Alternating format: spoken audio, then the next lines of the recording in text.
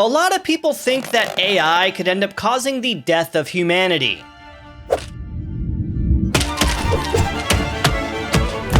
And like most people, I too am afraid of the future of AI. So like a completely normal and healthy person, I researched every possible way that humanity can end up going extinct, and I'm happy to report that AI is only one of 16 possible scenarios that we will all die. And by researched, I mean I stayed up until 3 a.m. reading the Wikipedia page titled Human Extinction, and I put it into a little chart of least likely to most likely, and I made this video to help me cope with my feeling of insignificance in the universe, and because making YouTube videos is cheaper than therapy. Anyways, starting with the least likely scenario.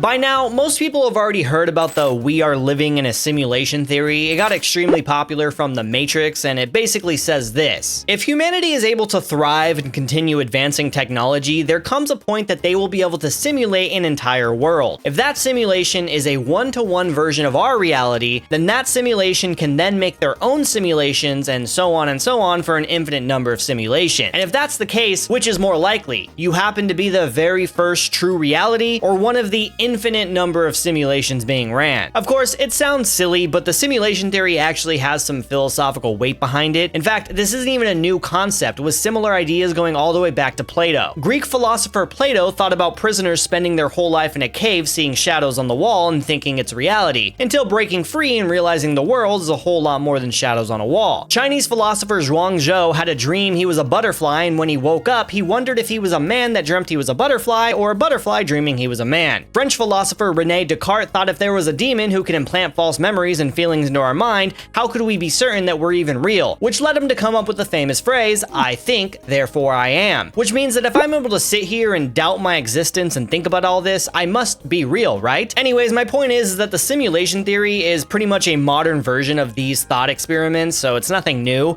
but that does bring us to our first possible extinction event. If the Sims video games exist, and there are people who lead their Sims to the pool and take away the ladder while their swim is swimming in the water so they can watch them drown, what are the odds that a higher intelligent being is staring at a simulation on their advanced supercomputer and isn't going to be compelled to do the same thing to us because they're bored? But that's why this is the least likely scenario on our list, because there's obviously no way that this is a simulation, right? I mean, I'm real and you're real, right?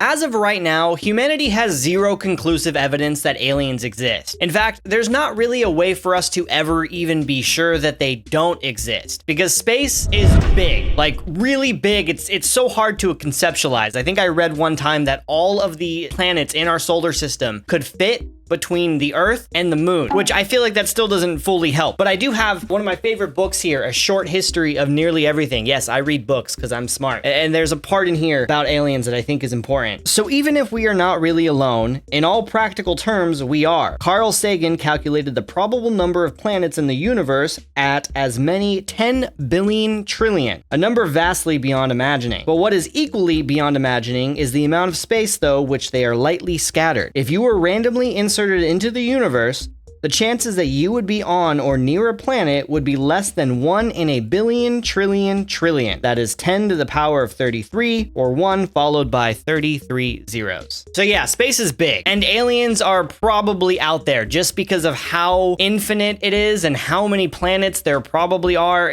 There's a good chance aliens are there, they just haven't met us yet. Which brings me to the Fermi paradox. It's named after Enrico Fermi, who had a basic question: where the hell are all the aliens? If space is so big and massive, why aren't we mingling our human DNA with aliens by now? Okay, that's not exactly what he said, but I'm sure he was thinking it, because this question was literally asked while eating lunch with his fellow colleagues on the Manhattan Project. The famous Fermi paradox was just a lunchtime conversation amongst the guys who invented the atom bomb. And the exact question asked was, where is everybody? But eventually that question got turned into like an actual, hypothesis theory by someone else, and it was named after the guy. Anyways, alien invasions could actually be a threat to humanity in more ways than you think. There's the obvious take that they are murderous species who want to eliminate any potential threat, or maybe they simply want to build a super intergalactic highway and Earth is in the way. But maybe they come down and they're nice to us and they say hi and they're like, hey, howdy. They speak English for some reason and they're like, how you doing? And then they give us a new disease, because that's literally what happens all the time on Earth. We find different secluded areas and introduce diseases to them, and then it wipes out the entire population. So that's probably most likely what would happen.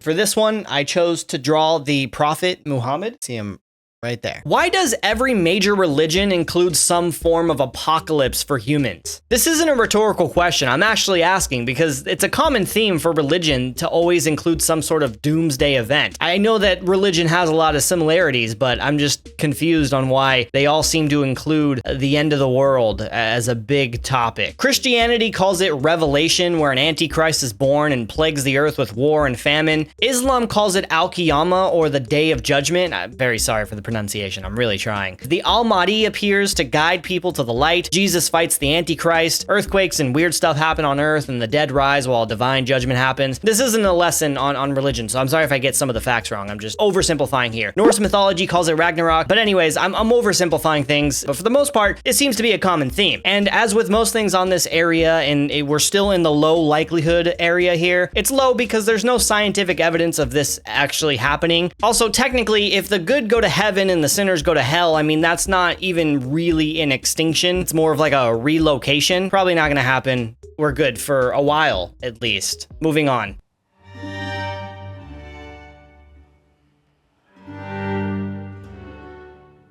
With the rise of nanotechnology, which is a real thing, by the way, I didn't even know that it was a real thing before making this. I thought it was just sci-fi. In sci-fi, you envision making actual machines on the molecular level that can like self-assemble and build copies of itself. But in real life, you have viruses and cells that can already do that. So there is technology to change viruses and cells and deliver different payloads with them. Keep that in mind for later, that's important. But in the early days of nanotechnology, there was a potential issue brought to light by Eric Drexler. He imagined a gray goo scenario where we can create tiny bacteria-like machines that can replicate itself exponentially, until eventually the world got overrun by tiny nanobots, and in order to sustain itself, it starts feasting on our elements in the atmosphere, like carbon, hydrogen, etc. Without a way to stop the bots from reproducing and eating all of our stuff, we would just die because they're gonna eat up everything in the atmosphere. However, experts and even Eric himself said that this is easily preventable. By putting safeguards in place, it's pretty unlikely that this would even happen. And there's a bunch of other factors, like the fact that self-replicating nanobots are entirely hypothetical, and it would take a lot of energy to feasibly wipe out the entire planet. Still, it could be enough to wipe out certain areas though, similar to like algae creating dead zones in the ocean, but total planet extinction here is unlikely, which is why it's so far down on the list.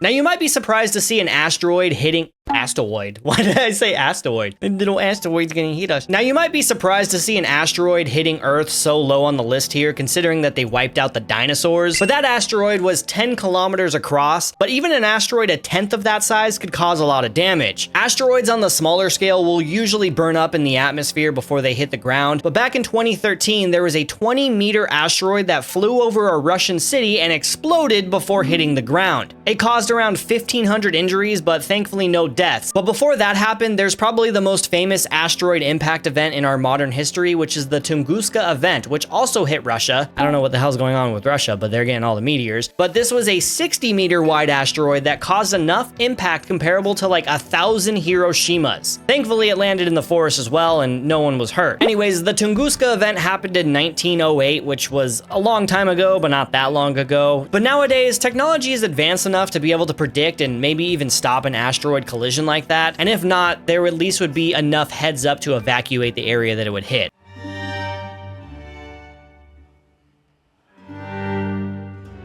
A solar flare is basically like a giant EMP caused by the sun. The sun will get a sunspot filled with pent-up magnetic energy and release a burst of radiation. Kind of like if the sun got a giant pimple aimed at Earth and it just pops on us. Except instead of pus coming out, it's electromagnetic radiation that can cause radio interference with our GPS and satellites. And solar flares actually happen pretty much every day, and they hit Earth a couple times a week. You typically would barely even notice or hear about it because it's nothing more than like your lights flickering. But sometimes stronger ones do hit us. Like a month ago, there was one that hit the Pacific that caused brief radio blackouts in Hawaii. So solar flares themselves aren't that bad, but it's when we get a solar flare paired with a coronal mass ejection, which spits out solar plasma and can fry our electrical systems. The biggest example we have of that on record is back in 1859, known as the Carrington event. An astronomer saw the solar flare, and 17 hours later, the CME hit. And it was pretty gnarly to think about. It caused auroras to be seen all throughout the Earth. It was reported that miners in the Rocky Mountains woke up in the middle of the night at 1 a.m. and started cooking breakfast because they thought that it was dawn already. And in New York, people could read the newspaper in the middle of the night. That's how bright it was for like days on end. Which all of that just sounds super cool to experience, but it actually fried telegraph systems and sometimes shocked the operators, and it caught paper on fire, and it completely fried electrical systems. Which back in 1859, we didn't rely on electricity as much as we do now, so you can imagine why it would be even worse today. But then you get something called a solar superflare, which is about 50 times more powerful than what happened at the Carrington event. And scientists have just released new evidence from studying other stars like our sun, and they discovered that superflares happen on average every 100 years, rather than every couple thousand years that they originally thought. And that's real bad, because it means that every 100 years, Earth is at risk of the sun popping a giant pimple so big on us that it could fry our entire Earth. However, they haven't seen any evidence of this happening on our sun within the last 2,000 years or so, and they're still trying to determine if the sun is in a high activity phase. So we're good for now, but just hopefully a solar superflare does not happen.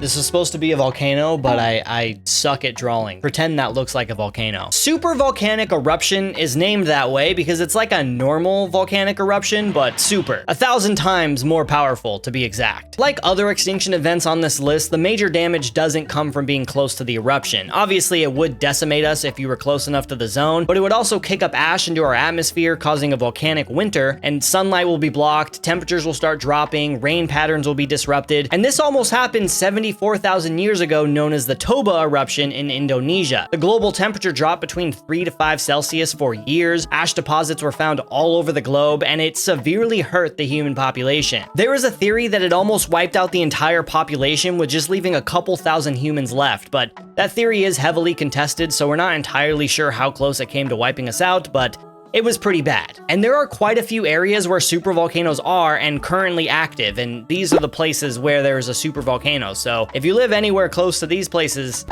you know, maybe you should not be there because anything could happen. But the good news is that while scientists can't stop a supervolcanic eruption, they can monitor it very closely, and it's also unlikely that it would cause total planet annihilation, so it would just really, really suck for the people that are close by. So, yeah, moral of the story, supervolcano, bad. Not good. Not good for us.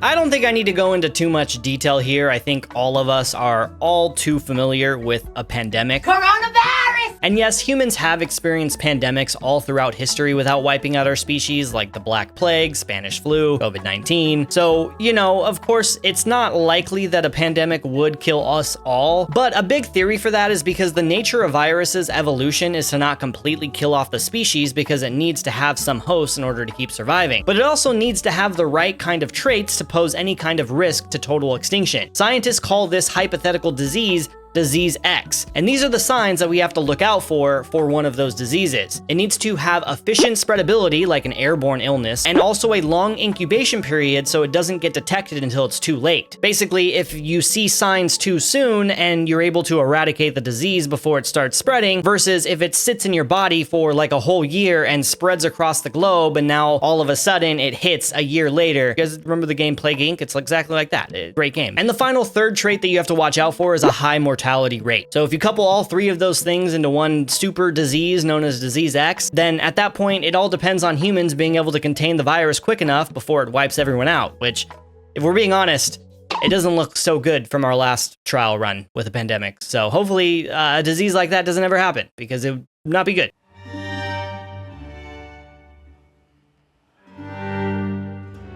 However, speaking of pandemics, we have the other type of possible extinction, and that would be bioengineered pandemic. And scientists say that a bioengineered pandemic is way more likely to wipe out our human species than a normal pandemic. That's because if someone wanted to, they could pack in all of the exact traits that are needed to make it a super spreader, highly lethal virus and just wipe out the human population. A rogue country could develop this technology and drop it into the next war, and it quickly gets out of control and just decimates us, and we wouldn't be able to build up a vaccine or any kind of immunity to it before it just kills us. And now, from my understanding, the technology to create a pathogen like that hypothetically does exist, but it hasn't ever been used for that purpose before. But I mean, I just read a report that scientists were able to create poliovirus from scratch with no prior materials from the original virus, and they used it on mice. And what they found is that the mice died from that virus, and they could see no distinction between the original real virus versus the man-made one. If they can do that for mice, somebody could do that for humans.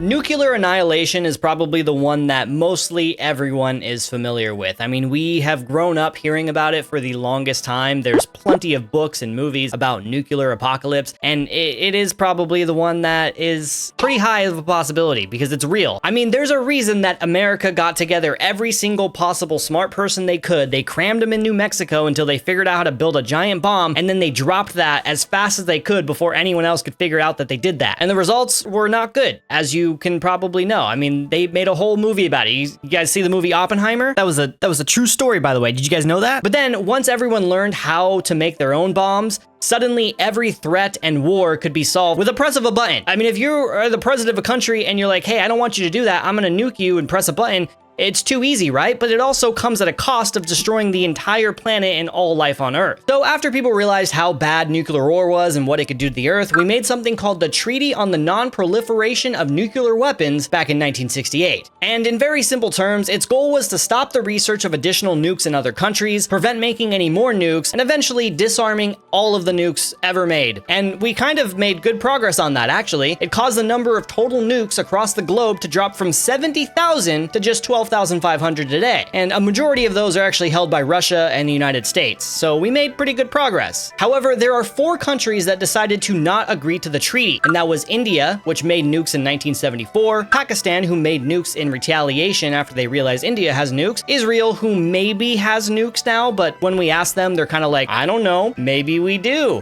They probably definitely have nukes, they just don't want to tell anybody. And finally, North Korea, who did originally sign the treaty, but then they backed out and made their own nukes around 2003. So as you can see, we've done a good job of stuffing the cat back in the bag, but there's still a lot of cats that are not in the bag. And if someone gets a little upsetty spaghetti, they might release all the cats that aren't in the bag. I ran out of space. So...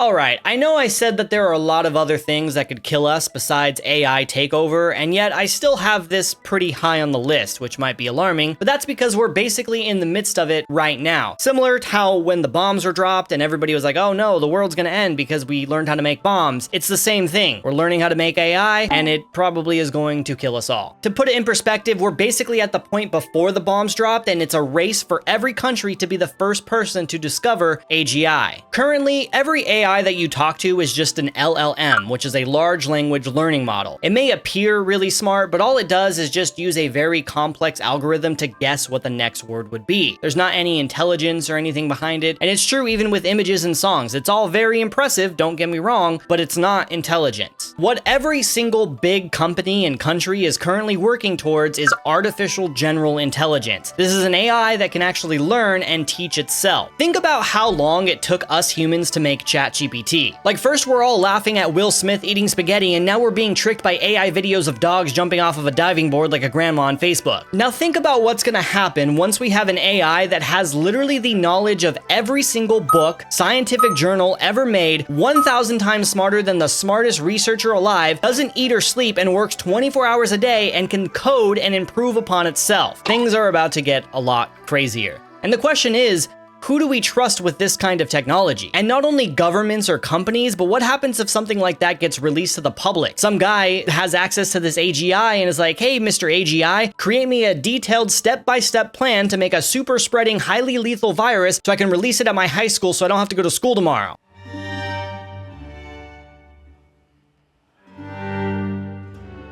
Our ecosystem is very fragile. I think that's one of the core ideas that you learn in school. You have the food chain and you take away one of those animals and it's a domino effect that can just ruin an entire area. And it's not even just animals, it's the trees that give us the air we breathe, greenhouse gases polluting the sky, lakes drying up and running out of water, and there's scientific proof of ecological collapse happening on both small and global scales. Around the year 1280, Polynesians on Easter Island completely deforested the trees, causing total collapse in the most extreme case of deforestation we've ever seen. On the global scale, one of the 5 big extinction events that we have experienced, called the Great Dying, wiped out 96% of all life due to supervolcanic eruptions, rising temperatures, and CO2 draining the ocean of oxygen. If you thought that the asteroid that killed the dinosaurs was bad, this was way, way worse. Instead of it just being one quick event, this took place slowly over the course of 1,000,000 years. And a lot of scientists and really smart people say that we are currently in the 6th extinction event right now due to things like pollution, climate change, overexploitation. Imagine the Big Dying, but speeding up the entire process. You're basically speedrunning extinction. But if all of this sounds super scary, I have one final extinction event that is the scariest of all because it 100% will happen and there is zero way to stop it.